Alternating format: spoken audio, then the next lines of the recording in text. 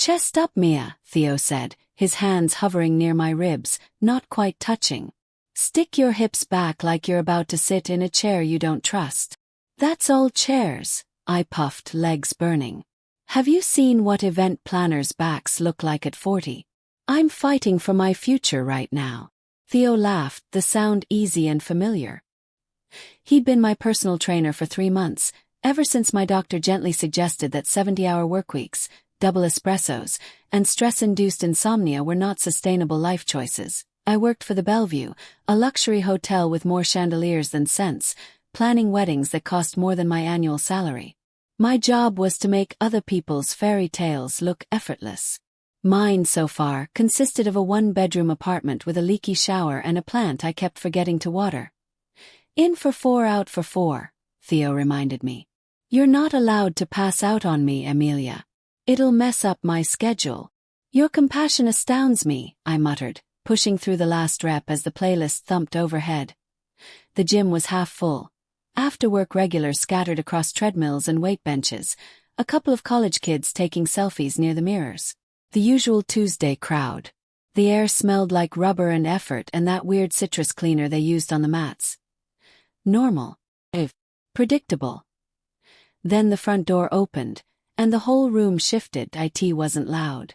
No one shouted. But something in the air changed, subtle but undeniable, like the barometric pressure dropping before a storm. I racked the bar and straightened, rolling my shoulders. Theo handed me my water bottle without looking away from the entrance point. 3 men walked in.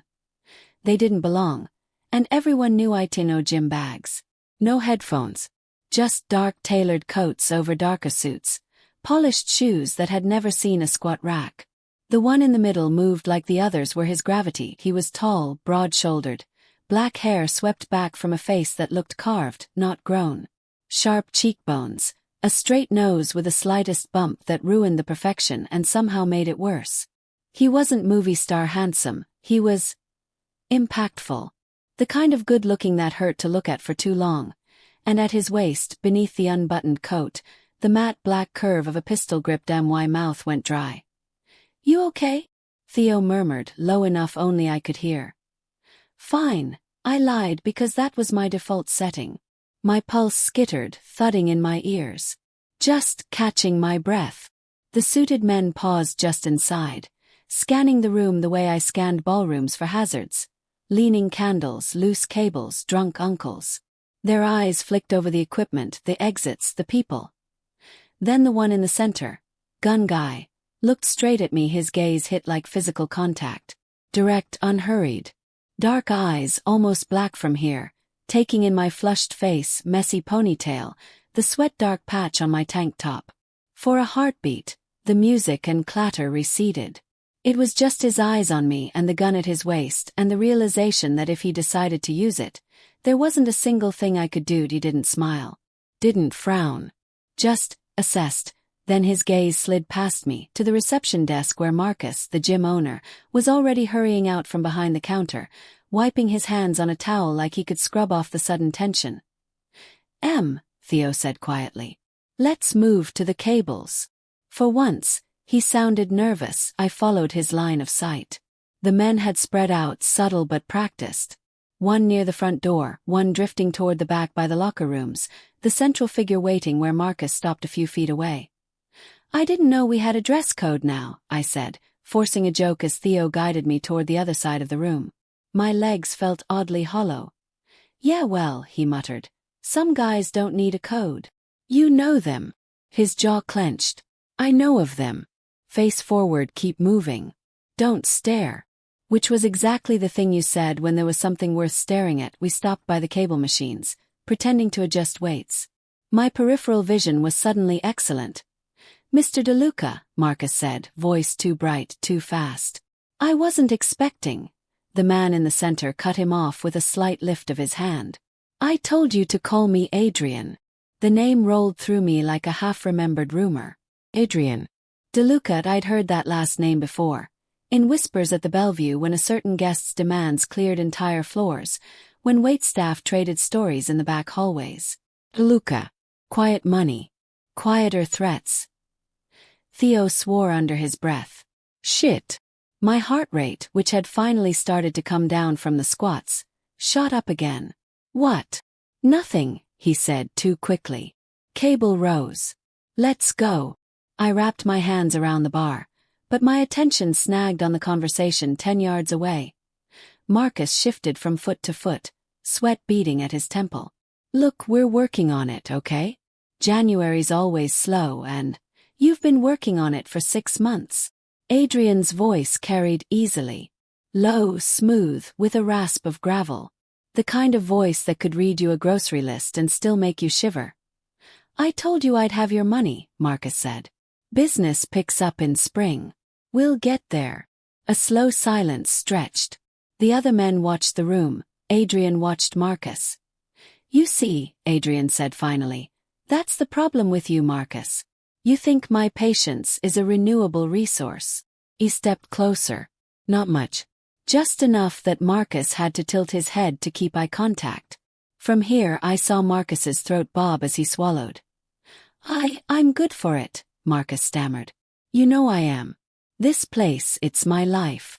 And my investment, Adrian said. Let's not forget that par. He reached out, almost lazily, and straightened Marcus's crooked name tag. It was a strangely intimate gesture, at odds with the way Marcus flinched like a hand was closing around his neck and why palms were slick against the cable bar. Emilia, Theo murmured. Focus. I am, I said. It came out thin. On a man with a gun, on the owner of my safe space singing for his supper, on the way everyone else pretended not to notice, eyes suddenly glued to their phones, their reps, anything but the scene unfolding in the middle of the gym. What if we talk in your office? Marcus suggested, desperation bleeding through his forced smile. No need to make a thing out of this. Adrian's gaze flicked once around the room, brief and dismissive. No one here will say a word. His eyes brushed over me again, then narrowed, just slightly, as if registering that I was watching, that I wasn't good at pretending. Heat shot up my neck. I dropped my stare to the floor, muscles coiling. The problem, Marcus, Adrian went on, is that when you borrow money from me, you don't get to decide when you pay it back. You do. And I'm done waiting. I just need a little more time. That's what the last man said. Adrian's tone didn't change. He didn't own a gym, though. Just fingers. Theo tensed beside me. We're leaving. Leaving meant walking right past them. I have 40 minutes left, I whispered, because my brain occasionally liked to fixate on petty details when the world tilted. Theo stared at me like I'd grown a second head. This isn't funny. I'm not laughing. I could feel Adrian's attention now, like a hand on the back of my neck. The sensible part of me screamed to keep my head down, to slink to the locker room and disappear. The stubborn part lifted my chin instead. Marcus's voice trembled. Please, Adrian. My wife, the kids. This place is all we have. And you should have thought of them, Adrian said softly, before you sat down at my table.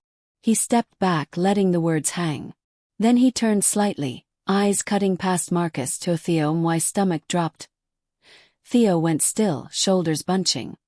Here we go, he muttered. Adrian studied him for a long beat, then shifted his focus to me, to where Theo's hand had drifted close to my waist, guiding me through a motion I hadn't started. New hire? Adrian asked Marcus, nodding toward us. Personal trainer, Marcus said quickly. Good kid. Brings in clients. No trouble. Adrian's gaze traveled from Theo's face to my flushed one, to the way my fingers gripped the bar. Something unreadable flickered there. Noticing. Calculating. You seem very hands-on, he remarked to Theo's jaw tightened. That's kind of the job. Adrian's mouth curved, not quite a smile. Is it? Theo shifted closer, as if to shield me. She's just my client, man. The way he said it, protective, easy, sent a crackle through the air. Adrian's eyes sharpened. Jealousy wasn't obvious, but there was a cool assessment there that made my skin prickle. Like he'd just spotted a piece on the board he hadn't accounted for before I could overthink it. My mouth opened. That's my personal trainer, I said, more sharply than I'd intended. We're not doing anything wrong. Adrian looked at me fully then, focus landing like a weight, "And you are?" he asked. "Amelia Hart." My voice wobbled, so I steadied it with irritation. "I pay for this time. If you have a problem with how he trains me, take it up with management. Or, don't do whatever this is in the middle of other people's workouts." The room went very quiet. Theo made a strangled sound. Adrian studied me, head tilting the smallest degree. Up close, his eyes weren't black after all. They were a deep, stormy brown, ringed with a lighter shade near the center. Dangerous eyes. Intelligent. Curious. Reckless, my inner voice hissed. "You're being reckless." A slow, unexpected grin touched his mouth. It didn't reach his eyes, but it transformed his face from forbidding to devastating. "Noted," he said softly. "Amelia." The way he said my name did strange things to my pulse. He flicked a glance at Theo. "Keep your hands where I can see them." Then he nodded to his men and turned away, walking with Marcus toward the office at the back. One of the suits stayed near the door, the other by the hallway. The gym gradually exhaled, noise seeping back in. Theo blew out a breath. "What the hell was that?" "My limit," I muttered, though my heart hammered against my ribs. "I don't like bullies." "That wasn't a bully," he said grimly. "That was Adrian DeLuca." I gathered. Theo lowered his voice. "You don't get it. He owns half this neighborhood. Clubs, restaurants, import businesses. And the half he doesn't own pays him not to notice. He owns this gym too," I thought, remembering Marcus's panic. My stomach twisted. "I've heard his name," I admitted. "Guests at the hotel. Rumors." "He's not just rumors," Theo said. "If he looked at you like that, be careful." "Like what?" I asked too quickly, but I knew. Like I was a problem he suddenly very much wanted to solve. 15 minutes later, just as I finished my last set, Marcus's voice crackled over the gym speakers, thin with forced cheer. "Hey everyone. Just a quick announcement. We'll be closing early tonight for a change in management." I met Theo's eyes. "Change in what?" I whispered. He swallowed. "Word is, he just bought the place." My blood ran cold. People always say you can feel an earthquake a second before it hits. That's what the room felt like after Marcus's announcement. A deep, silent shudder. The music kept playing, but the energy shifted. Laughter died. Plates were racked more quietly. Eyes darted to the office door and then away again, like everyone was trying not to stare at the building on fire across the street. Theo blew out a long breath. "That's my cue," he muttered. "Session's over, Amelia." "I still have 10 minutes, I protested automatically, clinging to normalcy like a life raft. "Yeah, well, I like my kneecaps," he said. "Come on. Grab your stuff. We'll figure your next appointment later." He was already tense, gaze flicking toward the office where Adrian DeLuca stood with a phone to his ear, still watching me like I was a puzzle he was in no rush to solve. Theo snapped his fingers once, bringing my attention back. "Now." I nodded, throat tight, and followed him toward the lockers. Every step felt like wading through syrup that I changed in record time, fingers clumsy on the zipper of my hoodie. The hum of low conversations seeped through the thin door, people speculating in hushed tones. I caught snatches. "Bought it, Marcus. Can you believe? DeLuca." "Mafia," my brain whispered, unhelpfully dredging up late-night Google rabbit holes. Organized crime. Money laundering. Missing persons. Names like his didn't just own gyms. They own judges. I shoved my sneakers back on and slung my bag over my shoulder. When I stepped out, Theo was waiting, phone in hand. "I'm going to text you a new routine," he said. "For home. Just in case." "In case what?" I tried to joke. "In case the treadmills start charging interest." He didn't smile. "In case this place becomes somewhere you don't want to be." The unspoken. "In case it's not safe." We headed for the front together. The man stationed by the entrance straightened when he saw us approach. Up close, his suit hid bulk and scars, his eyes flat and assessing. "Ms. Hart," he said, and my heart lurched. "Yeah. Mr. DeLuca would like a word before you go." My feet kept moving out of habit, but my brain slammed on the brakes. I have to get home. Early call tomorrow at the hotel and... It won't take long, the man said. He insisted. Theo stepped between us, shoulders squared. She's my client. If you've got an issue, you talk to Marcus. The man's gaze flicked over Theo, unimpressed. Mr. DeLuca asked for Ms. Hart. He looked at me again. Alone. Every flight instinct I had lit up like a Christmas tree. I'll be right outside, Theo said quietly to me. You say the word, I come in. Okay. My pride wanted to tell him I didn't need a bodyguard. My survival instincts told my pride to shut up. Okay, I breathed. The enforcer held the office door open. I stepped inside, my heart beat loud in my ears. Marcus's office had always been vaguely pathetic. Laminate desk, outdated motivational posters, dying spider plant. Now it felt smaller, swallowed by the man sitting behind the desk like he'd been born to it. Adrian had shed his overcoat, jacket open, sleeves pushed up just enough to reveal strong forearms and an expensive watch. He looked at ease and completely in control, as if this cramped room was just another asset on a balance sheet. The gun was still visible at his hip. Amelia. He said my name like he owned it. Sit. Command, not request. I considered staying standing out of sheer spite. Then my knees wobbled and made the choice for me. I sank into the chair opposite him. Gripping my bag strapped, he watched me for a beat, eyes traveling over my face, my damp hair, the faint tremor in my hands. Cataloging. You're braver than you look, he said finally. Or dumber, I shot back before I could stop myself. The jury's out. Amusement ghosted across his mouth. You spoke up out there. Me. That rarely happens. Maybe people are scared, I said. Maybe you like it that way. He tilted his head, considering. Maybe I do. Fear is an effective deterrent. But it's also boring. Sorry to break up the monotony, I said. Can I go now, or do you need to threaten my gym routine a little more? He laughed then. Actually laughed. It was low and surprised, like I'd knocked him slightly off balance. I'm not going to threaten your gym routine, Amelia. He leaned back, steepling his fingers. If anything, I'm improving it. He frowned. By scaring away half the membership. By removing distractions. His gaze sharpened. Your trainer, for instance. Cold slid down my spine. Theo. He's fired. The word landed like a slap. You can't just. I can. He tapped a folder on the desk.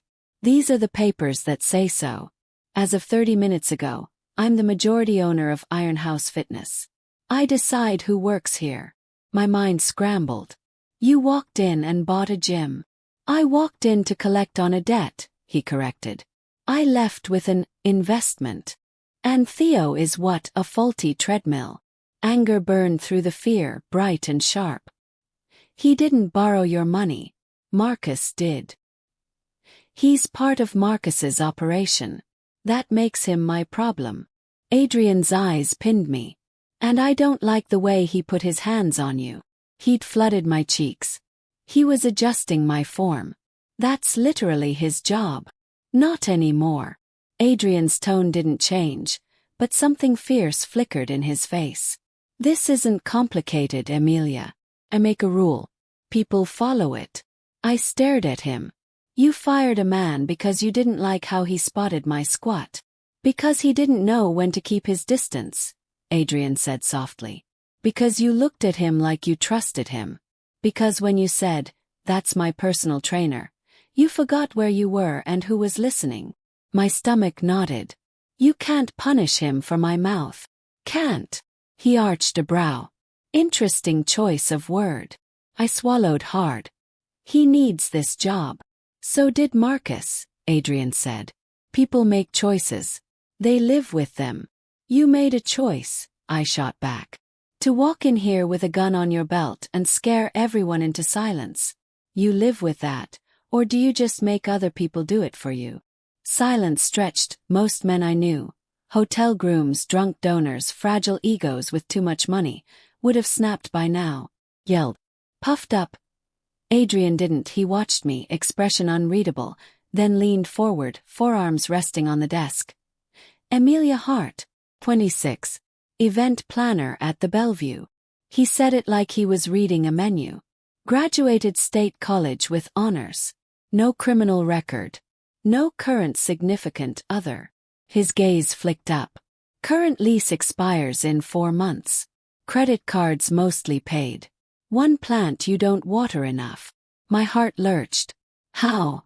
I had someone pull your file from the membership system, he said. Then I had someone better pull the rest. That's stalking, I breathed. That's due diligence. I'm a gym client, not a potential whatever you people call it. Investment. Liability. His mouth curved faintly. You stood up to me. That makes you neither. It makes you a variable. His eyes softened just a fraction. I don't like variables. Too bad, I said. I'm very variable. Something like appreciation flashed. I'm not interested in hurting you, he said quietly. If I were, you'd know. My skin prickled. That's reassuring. It should be. He sat back. You have a demanding job from what I've seen. Long hours. High stress. Your health is suboptimal. Wow. Add bedside manner to your list of skills. You need structure, he went on as if I hadn't spoken. Discipline. Protection. That's what I pay a trainer for, I said. Past tense, apparently.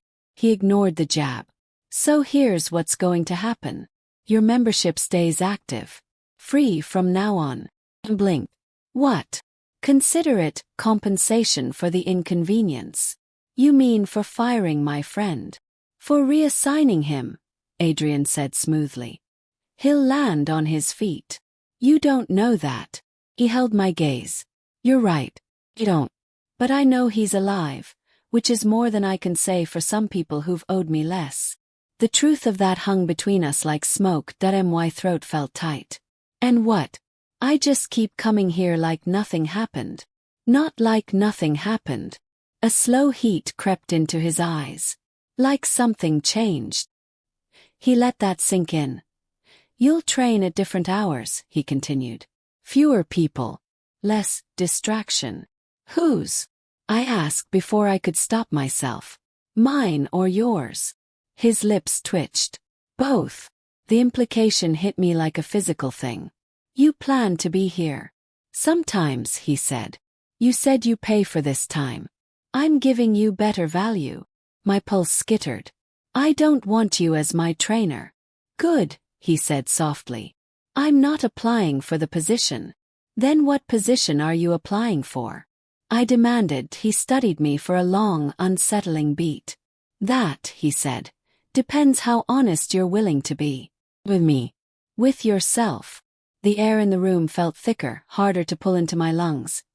I don't even know you, I said, hating how shaky it sounded. You will, he replied. A knock on the door broke the tension. The enforcer from the floor poked his head in. Boss. Marcus is waiting. 2 minutes, Adrian said without looking away from me. The man nodded and vanished.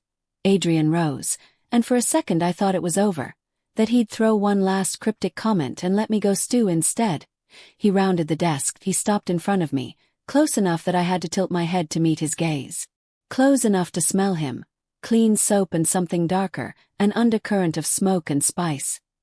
Amelia, he said, my name low and deliberate. I don't like being challenged in my own house. This isn't your house, I whispered. His eyes gleamed.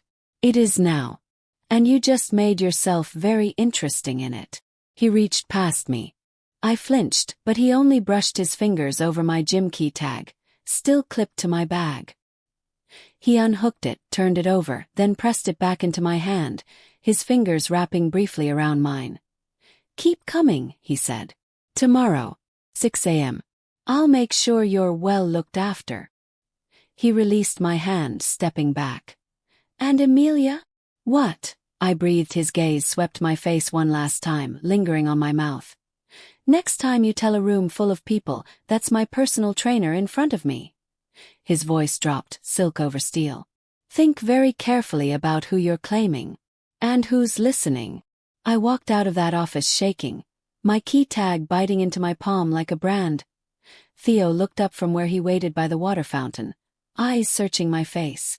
You okay? What did he say? I opened my mouth to answer. Before I could, Marcus's office door opened again. Adrian stepped out, his gaze flicking between us. Theo Jennings, he said. Your employment here is terminated. Effective immediately. My stomach plummeted. Theo went gray. You're kidding. Adrian didn't blink. You'll receive 2 weeks severance. Security will escort you out. My heart slammed against my ribs. He wasn't just changing the gym. Theo's face went slack, then hard. You can't do that, he said. Adrian didn't even blink. I just did. Color flooded Theo's neck. For a second, I thought he'd take a swing, which would have gone brilliantly for his continued ability to chew with his own teeth instead. His hands fisted at his sides. I've never been late. Take extra shifts. I never. This isn't about your attendance record, Adrian cut in. It's about me not wanting liabilities on my floor. Liabilities? Burst out. He's literally the only reason half your members show up. Adrian's gaze slid to me. You're surprisingly invested in a man you see 3 hours a week. It's called loyalty, I snapped. You should Google it. His eyes darkened, but his voice stayed mild. Mr. Jennings can seek employment elsewhere. My responsibility ends at final payment. Theo looked from Adrian to me, jaw clenched so tight it had to hurt. Don't, he muttered. It's fine, Em. It's not fine, I said. He can't just. Em. There was a warning in his tone. Plead to. Let it go. I swallowed the rest of it, tasting metal. Theo wasn't stupid. He'd already calculated the risk curve and decided arguing with a man who walked in wearing a gun and walked out owning the place was a bad investment. Adrian watched that little surrender, and something like satisfaction flickered across his face. He'd asserted dominance. Everyone in the room had heard it. Security will walk you out, he told Theo. You'll receive an email about your severance package. I can walk myself, Theo said tightly. He slung his bag over his shoulder, then touched my elbow lightly. Text me later, okay? If your phone still works after the Mafia fries it, I muttered. Adrian's brows lifted a fraction. Theo shot me a look that said you're not helping, then headed for the door flanked by one of the suits. The quiet that followed felt dense. I turned back to Adrian, rage and something like fear warring in my chest. You didn't have to do that. No, he agreed. I didn't. I chose to. Because you saw him adjust my squat? Because he put his hands on something I hadn't decided to share, Adrian said softly, heat slammed into my face. I'm not a piece of equipment. No, he said. You're a complication. He let that sit for a heartbeat, then glanced at his watch. The conversation apparently was over. 6 a.m. Emilia, he reminded me. Don't be late. I'm not coming, I shot back. He smiled, faint and sure. You will. I walked out of that gym riding a tight wire between fury and adrenaline. The cold October air slapped my damp skin as soon as I stepped outside, fogging in white puffs when I exhaled. Theo waited by the curb, hands crammed into his jacket pockets, jaw working. I'm so sorry, I blurted. He shook his head. Not your fault. He fired you because of me. He fired me because men like that need to prove they can. Theo scrubbed a hand over his face. I'll find something else. Smaller place maybe. CrossFit box in the suburbs. They pay in kale, but I'll survive. Guilt twisted sharper. I shouldn't have said anything in there. He was threatening you and Marcus and I hate bullies, he finished for me, echoing my earlier words. Yeah, that tracks. He gave me a ghost of his usual grin. You've got more backbone than most of the dudes I train.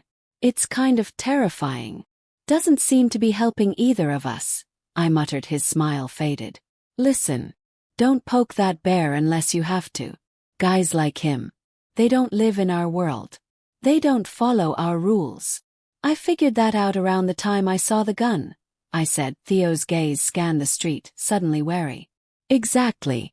So keep your head down. If he says jump, you don't. Or if you do, you make sure you land on your feet. Very comforting, I said dryly. He squeezed my shoulder, quick and brotherly. Text me later. And maybe skip the 6 a.m. ego contest. I went home, took the hottest shower my ancient pipes could muster, and lay awake staring at my cracked ceiling until 2 in the morning. Every time I closed my eyes, I saw Adrian in that cramped office. Calm, amused, dangerous. The way he'd said my name. The way he'd taken something from me without asking and then offered something else I hadn't decided I wanted. 6 a.m. Amelia, I'm not coming, I'd said. You will. Annoyingly, he was right. Not because he'd told me to. Because walking away would feel like letting him scare me out of my own life. Out of the one place that wasn't the Bellevue chandeliers and bridezillas.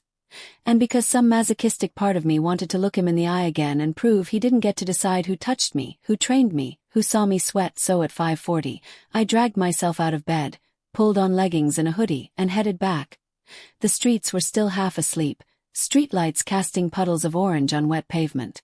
Iron House's big front windows glowed dimly in the dawn. Silhouettes moving inside, my stomach fluttered. Inside, the place was nearly empty. No after-work rush, no clatter of plates. Just 2 guys on treadmills, a woman on a bike, and a man mopping near the locker rooms. And Adrian, he stood by the free weights, talking to one of his men. He wasn't in a suit this time.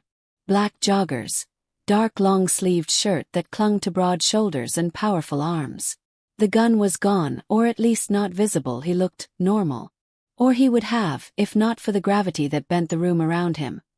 His gaze found me almost immediately, like he'd been tracking the door. Satisfaction warmed his eyes. Emilia. He said it like good morning. You sound surprised, I said, hanging my bag on a hook. Did you bet against me showing up? I don't bet, he said. I calculate. He nodded to the weight bench. Warm up. We'll start light. I didn't agree to train with you, I reminded him. Yet here you are. I ground my teeth and headed for the treadmill anyway. Fine. I'd use the time I'd already paid for, as long as he didn't try to micromanage my hamstrings. 3 minutes in. He stepped onto the treadmill beside mine, hitting start with a casual tap. Stalking is a crime, you know, I said between breaths. This is my gym, he replied. If anything, you're stalking me.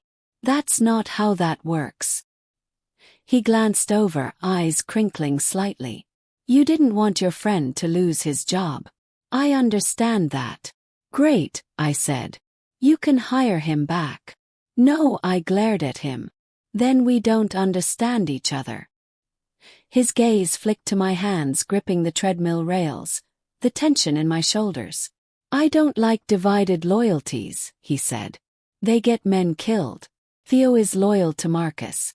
To you. Not to me. So you punished him for being a good person. I removed him from a situation that could escalate, he corrected. I've already reduced Marcus's burden. He doesn't need to worry about payroll. You own him now, I said bitterly. Marcus? Faint smile. Marcus was bought long before I walked in yesterday. And me? Yes. Do you own me too? His gaze locked with mine. Not yet. Those 2 words stole my breath more than the incline. He slowed his treadmill, then hit stop, stepping off with the easy grace of someone who always knew exactly where his body was in space. Come on, he said. We'll do some light weights. Show me your form. I almost said no on principle. Then curiosity overrode stubbornness. He guided me to the squat rack, adjusting the bar to my height without asking. His movements were smooth, economical, like he'd done this 1,000 times. Not just a rich guy playing at fitness. Bar only, he said. Feet shoulder width. Toes out slightly. I know how to squat, I muttered. I saw you yesterday, he said mildly. That's debatable. I huffed out a laugh despite myself that I ducked under the bar, set it across my shoulders and stepped back. His hands hovered near my ribs, not touching, just like Theo's had. But everything about the moment felt different. Charged. Back straight, he murmured. Chest up. Sit back, not down. I sank into the movement, legs protesting, brain hyper-aware of every inch between us. Better, he said. Again. We fell into a rhythm. He corrected small things, my knee tracking my breathing. Sometimes his fingertips brushed my side, light and clinical. Sometimes his breath warmed my neck when he leaned in to adjust my stance, the air between us thickened. At the hotel, he said quietly, as I racked the bar after a set. Do they know what you're worth? I blinked sweat out of my eyes. They know I can get a cake the size of a small car into a ballroom without smudging a single flower. That's logistics, he said. What about leverage? I plan weddings, I said. Not coups. His mouth curved. Weddings are coups. Smaller budgets. More emotion. I stared at him. Did you just compare my job to organized crime? I compared it to organized power, he said. Money. Politics. Secrets. You live among those every day, Amelia. You just pretend they're wrapped in peonies instead of blood. Cheery. I panted that he studied me for a beat, expression unreadable. You underestimate your own value. That's dangerous. For you. Why? Yes. Because someone might. Recruit me? His arm brushed mine as he reached past me to re-rack a plate. Heat skated up my skin. Because people like me notice, he said softly. A shiver ran through me. I finished the set, then fled to the water fountain under the excuse of rinsing my mouth. When I came back, he was scrolling through his phone, expression slightly tighter. Problem? I couldn't help asking. Business, he said. Nothing you need to worry about. He looked up, something intent in his gaze. What time do you start at the Bellevue? 8, I said slowly. Why? No reason, he said. Go shower. Eat something with protein. I'll see you tomorrow. You're assuming a lot, I muttered, grabbing my bag. He smiled that small, disarming smile. I'm rarely wrong. I left with my muscles pleasantly shaky and my brain a scrambled mess. By the time I rushed through the service entrance at the Bellevue, hair still damp, I'd almost convinced myself the morning had been a weird, intense dream I could shove into a corner and ignore. Then I walked past the executive conference room. The frosted glass door was half open.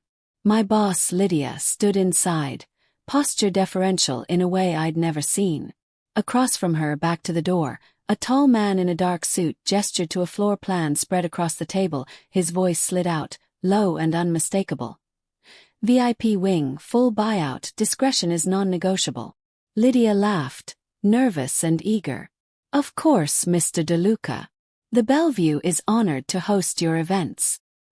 He turned, following her glance toward the door. Our eyes met. For a second, my brain refused to reconcile the two versions of him. Adrian in joggers, correcting my squat form like any other trainer. Adrian in a suit, standing in the Bellevue's executive conference room as my boss practically vibrated with excitement. Amelia. Lydia chirped, all glossy hair and perfect blazer. You're early, good. Come in. I stepped inside because my feet didn't know what else to do. The door side softly shut behind me. Floor plans of our largest ballroom were spread out across the polished table, flanked by swatch books and menu drafts. Adrian stood at the head of the table like it was his natural habitat, one hand in his pocket, the other resting lightly on a blueprint. He looked at me the way he had at the gym, calm, focused, like he'd expected me. Ms. Hart, he said. We meet again.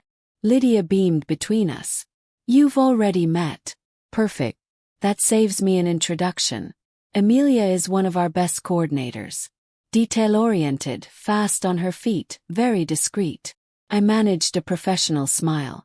Mr. DeLuca is a member at my gym. New owner, I guess. Her eyes sparkled. Isn't that fun? Well, Mr. DeLuca is considering a series of private events with us. Full VIP wing buyouts, high-profile guests, the works. Non-disclosure contracts, enhanced security. The kind of revenue that will keep us all employed for a long time. The subtext was clear. Don't screw this up. Adrian's gaze stayed on my face, unreadable. When I asked which of your planners handled your most complicated clients, he said, Your GM gave me 3 names. You were at the top. Blink. Thank you. I requested you specifically. He added. Lydia's hand fluttered to her necklace. Of course, we're happy to accommodate. Amelia will be your primary point of contact. She lives here, I swear. She laughed too loudly. I'll give you 2 a minute to talk logistics. She squeezed my shoulder as she passed. Her fingers were cool, a little too tight. Then the door clicked shut, and it was just us and the weight of his attention. Are you following me? I asked before I could stop myself. A corner of his mouth lifted. You came to my gym. Came to your hotel. Sounds fair. This is my workplace, I said. You don't get to spill over. Spill over, he repeated, amused. I like that. He gestured to a chair. Sit, Amelia. I stayed standing. You plan events now. I plan everything, he said simply. These are gatherings of business associates. We need privacy, good food, no police. His eyes didn't leave mine. You excel at the first 2. I'll take care of the third. The words slid under my skin like ice. What exactly are you asking me to do? I said. He circled the table slowly, stopping opposite me. Coordinate. Liaise with my security. Make sure my guests don't wander where they shouldn't. Keep our name out of any gossip. And if something goes wrong, yes. If one of your associates starts a fight in the lobby. If something illegal happens in my ballroom. Call me, he said. Not the police. My heartbeat thudded in my throat. You understand I could lose my job for even hearing you say that. You could lose your job if your hotel loses this deal, he countered. The Bellevue wants my money. They also want plausible deniability. That's why they hired you. Someone who makes problems disappear without leaving a stain. I make bridezilla meltdowns disappear, I said. That is not the same thing. It's exactly the same thing, he said softly. Different stakes, same skills. Silence stretched. The hum of the air conditioning suddenly felt loud. This is coercion, I said finally. Dress it up however you like. This is an opportunity, he corrected. You get access to clients who tip 5 figures and remember people who handle their messes. You get my protection. His gaze hardened. And you get to keep your gym membership. My laugh came out sharp. Wow. Blackmail and wellness perks. You really are innovating the industry. Amelia. My name again low-edged. I'm giving you a chance to choose how you stand in this. With your eyes open. Most people don't get that courtesy. You fired my friend when I stood up to you, I said. Forgive me if I'm not feeling particularly blessed. For the first time, something like regret flickered across his face. Theo will be fine. I made some calls this morning. He has an interview at a sports club in River Heights this afternoon. Better pay. Nicer clients. He stared. So you wrecked his job just to, what, move him to a safer playground? He wasn't safe here anymore, Adrian said simply. My name on the door changes the weather. People close to you become leverage. I won't have that. My stomach did a slow, uneasy roll. Close to me. Yes. His gaze dropped briefly to my hands on the folder. You think I didn't notice the way you looked at him? Like he was one of the few people you trusted in that room. Heat rose to my face. Who I trust is none of your business. It is now, he said. Because you made yourself mine the second you stepped between me and what I came to collect. Flinched. I didn't. You challenged me in public, he said quietly. Twice. Men across this city heard about it before dinner. They're asking themselves if I've gone soft. His eyes darkened. If I let you walk away untouched, I answer that question incorrectly. So firing Theo was you, punishing me? My voice sounded thin in my own ears. Firing Theo was me reminding people I still decide what happens in my rooms, he said. Standing here offering you terms is me. Making an exception. It was as close to an admission of vulnerability as I was going to get. He slid a slim folder across the table. Non-disclosure. Additional compensation from my side, separate from your salary. A number you won't see from brides and corporations. I didn't touch it. What if I say no? He studied me for a long, unnerving moment. Then I hire someone else, he said. Less competent, easier to scare. And when something leaks, I will assume you were the source. Chill skated down my spine. You'd be wrong. I hope so, he said. But I don't live on hope. I thought of my rent, my savings account with its sad little balance. Lydia's eager face when she'd said keeps us all employed. I thought of Theo, yanked out from under me like a safety bar. Of Adrian's hand hovering at my ribs that morning, relaxed and precise, that of the way the room had shifted when he walked into the gym. The way this hotel was already tilting in his direction. Why me? I asked quietly. Really? Beyond my resume. You have people, right? Women who already swim in your world. His gaze softened by a fraction. Because you looked at me yesterday and told me no, he said. Most people haven't done that since I was a teenager. It's refreshing. That's not a compliment, I said. It's a warning, he replied. I notice you. That makes you visible. Visibility in my world is both a weapon and a target. The honesty in it, cold and unvarnished, did more to convince me of the danger than any rumor ever had. Take the day, he said. Read the papers. We'll finalize tonight. I have a walkthrough scheduled with your GM at 6. You'll be there. My mouth formed around another refusal. He leaned in, bracing his hands on the table. Be very clear about something, Amelia, he said softly. Whether you sign or not, you're already in this. The difference is whether you have my name on your side when someone else notices. The image slammed into my brain. Other men in tailored suits, darker eyes, watching who Adrian watched and why fingers moved before my pride could finish its protest. I picked up the folder. I'll read it, I said. That's all. For now, he agreed. He straightened, mask of casual control sliding back into place just as Lydia reappeared, smile bright and brittle. Everything good? She asked, eyes darting between us, trying and failing not to look nervous. Perfect, Adrian said smoothly. Ms. Hart and I have an understanding. Did we? Because an hour later, stalking the ballroom with my clipboard, I realized my world had already started to rearrange itself around him. Two men I'd never seen before did a security sweep, checking exits and service corridors as if they owned them. A new CCTV camera had appeared above the service bar, its red light winking. The florist complained in a whisper that one of those guys had searched his van so thoroughly, he was worried they'd break the arrangements. The head chef muttered about special menus and unlisted deliveries. Everywhere I went, I felt eyes. Not just Adrian's. Men like shadows in corners, watching who spoke to me, who brushed past, who annoyed me. Mid-afternoon, I ducked into a side stairwell to take a breath away from chandeliers and seating charts. A voice came out of the dimness above me. Ms. Hart. I jumped hard enough to whack my shoulder into the wall. Jesus. A man moved into the light. Early 30s, dark hair, lean build under a simple black jacket. No suit, no visible gun, but my instinct said he worked for Adrian. Sorry, he said, hands open. Didn't mean to spook you. Too late, I snapped, rubbing my arm. Who are you? Callum, he said. No last name. Mr. DeLuca asked me to keep an eye on things. On you. My spine stiffened. On me.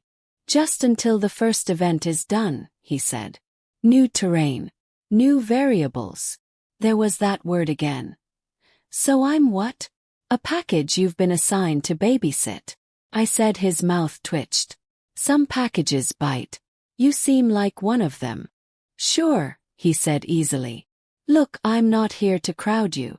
Just. He gestured upward toward the ballroom. If something feels wrong, you call this number. He held out a white card. No logo. Just a phone number and one word in embossed black ink. Security. I hesitated, then took it. He nodded once and melted back into the shadows, leaving me alone with my racing thoughts. By the time 6 p.m. rolled around and I walked back into the conference room, my decision still wasn't made. The folder felt heavy in my hand. Adrian stood at the window, city lights painting his profile in gold and shadow. He turned as I entered, gaze dropping immediately to the contract. "Well?" he asked. I set the folder on the table, unopened. "I want one thing clear," I said. "If I do this, if I help you, there are lines I won't cross. No covering up violence. No lying to police if someone gets hurt. No smuggling whatever it is you people smuggle through my service entrance."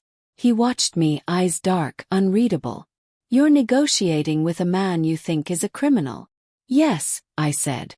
"Because apparently I'm already on your radar, and I'd rather talk than wait to see what happens when someone else notices me there." A slow, reluctant smile touched his mouth.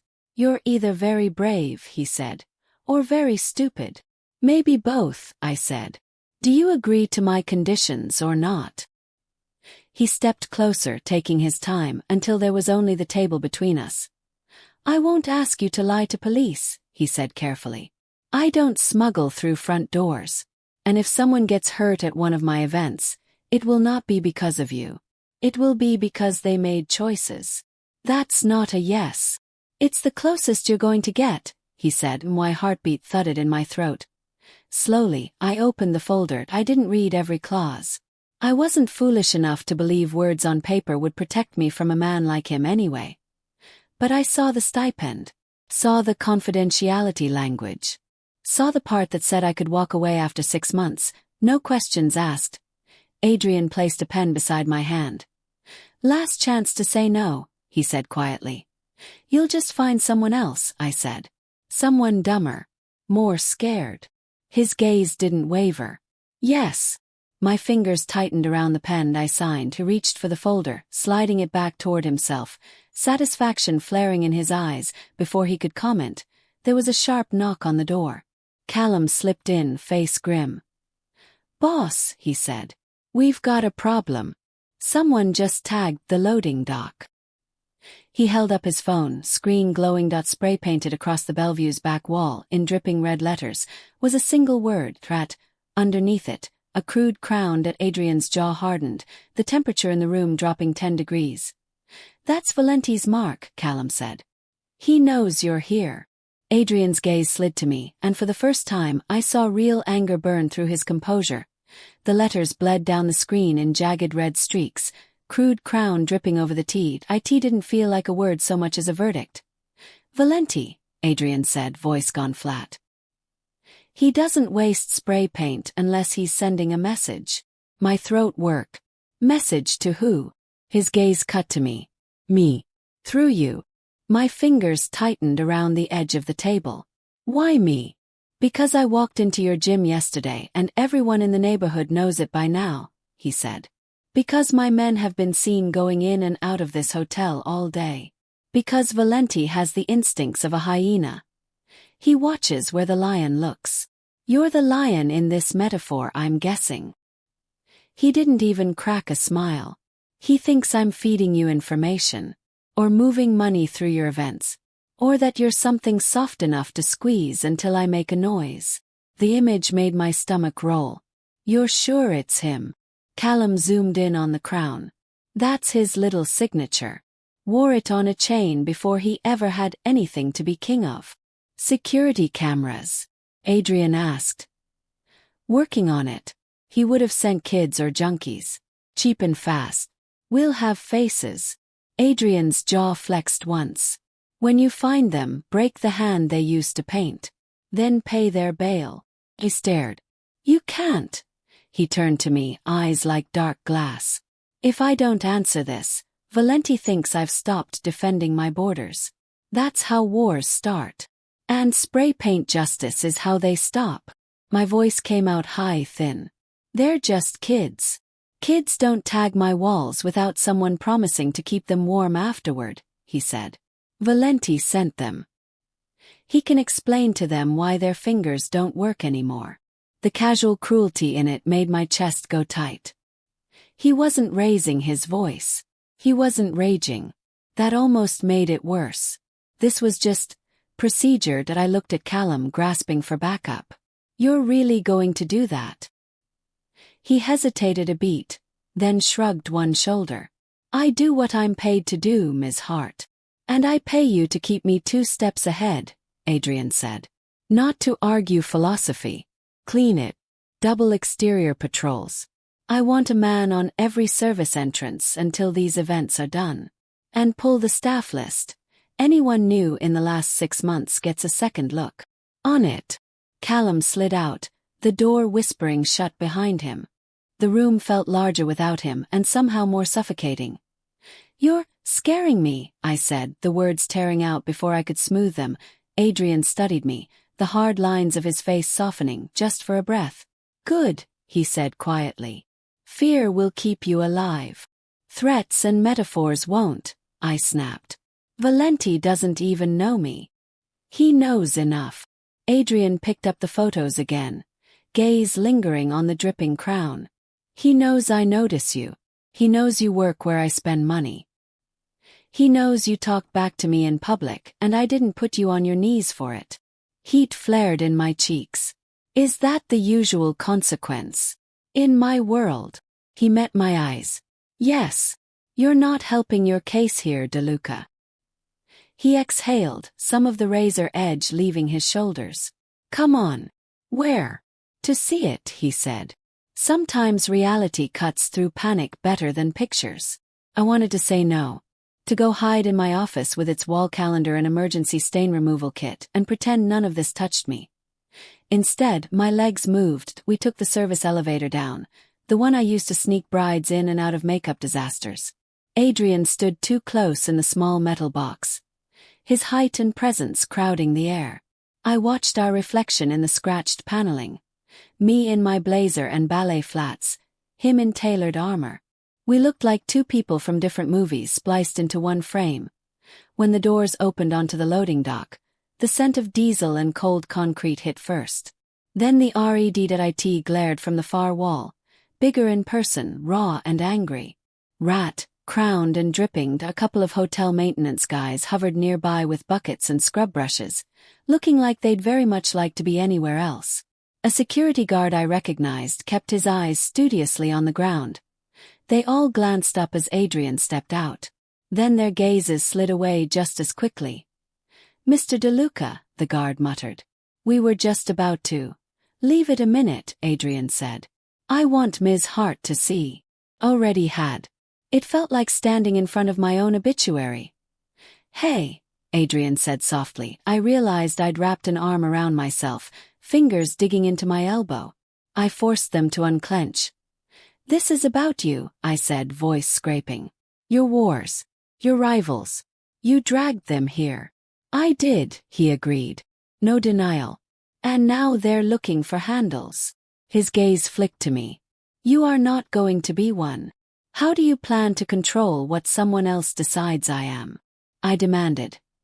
By making it very, very expensive to touch you, he said. The matter-of-fact way he said it made something twist low in my stomach. Fear. And something tangled up with it I didn't want to name. You're not my anything, I said. You don't get to mark me like I'm your car. A corner of his mouth lifted, humorless. You think Valenti tagged this to mark me? Well, he did it to test you. To see if you run. To see who you call. To see if you pretend it's just graffiti and walk away. I am strongly considering walking away, I said. He stepped closer, until his shoulder almost brushed mine as we faced the painted wall together. To anyone watching, it might have looked like solidarity. To my nervous system, it felt like standing too close to an open flame. If you walk away, he said quietly, you'll do it under my eyes. With my men at your back. Not alone on the street in the dark where Valenti's kids play. I swallowed. The loading dock door gaped like a mouth, opening onto the narrow alley that wrapped the hotel. Shadows pooled in the corners even in daylight. What does he want? Yes. From you. Territory, Adrian said. Money. The usual toys. He wants to see if he can take a bite and leave teeth marks. And from me. He hesitated, then turned to face me fully. He wants to see if I bleed, he said softly. People like Valenti don't believe in weaknesses until they can touch them. My heart thumped against my ribs. You're saying I'm visible, he said. Because of me. It wasn't an apology, but it was more accountability than I'd expected. An engine rumbled at the top of the ramp. A black sedan eased into view, stopping near the dock.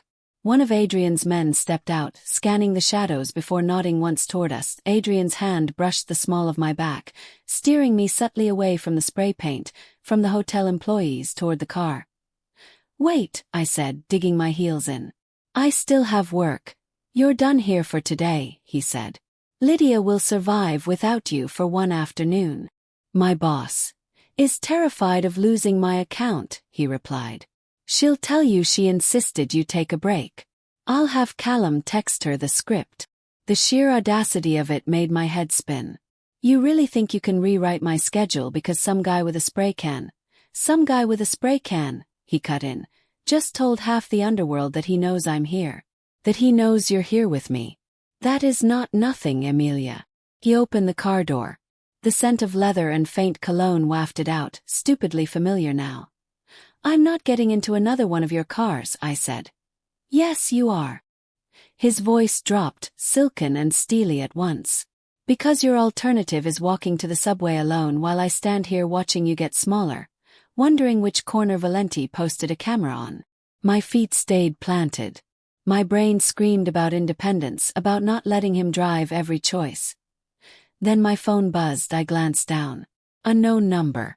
Photo.my building's front door. A hand, blurry from motion, holding today's paper, date front and center. A careless scrawl across the screenshot. "Nice place, no signature. No crown. No rat." "Who has this number?" Adrian asked, voice suddenly sharp. "My mother. Lydia. Theo. My landlord." My fingers went numb. "And whoever you paid to dig up my file from the gym." Callum, halfway down the ramp, glanced back at us, saw my face and swore softly. "Valenti's got eyes at her place then." Adrian's expression went to stone. It was like watching a mask lock into place. The charming businessman, the half-amused bully, gone. What was left was something colder. Older. "Get in the car," he said. "Adrian." "Now, Emilia." No pet names, no smooth edges. Just a command that curled around my spine and squeezed. I got in. Callum slid into the front passenger seat and started firing off orders into his phone before the door even shut. The car pulled away from the dock with a smooth surge. "Where are we going?" I asked, hating the wobble in my voice. "Your apartment," Adrian said. "We'll see how deep he's already reached." "And then what?"